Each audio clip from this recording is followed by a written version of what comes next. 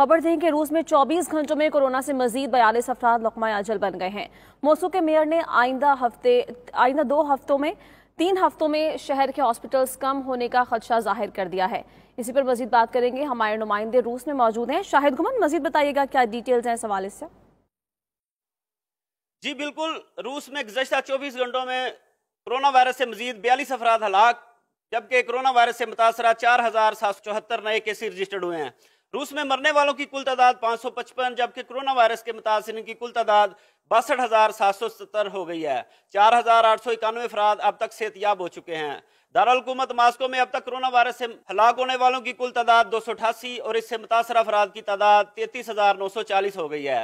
इसके साथ साथ अगर सेंट पीटर्सबर्ग की बात की जाए तो वहां पर अब तक 17 अफराद हलाक और 2,458 केसेस सामने आ चुके हैं। मास्को में लॉकडाउन पर सख्ती से अमल दरामद जारी है। रूस के हेल्थ मिनिस्टर ने उम्मीद जाहिर की है कि गर्मियों में कोरोना वायरस की शिद्दत में कमी आ सकती है।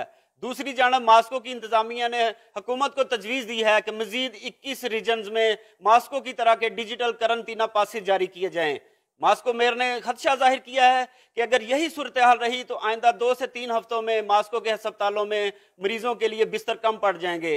यहाँ पर यह भी बताता चलूं कि सफारत खाना पाकिस्तान मास्को और रूस में मुकीम मुखैर हजरात इस वक्त मुश्किल वक्त में पाकिस्तानियों की भरपूर मदद कर रहे हैं। जी।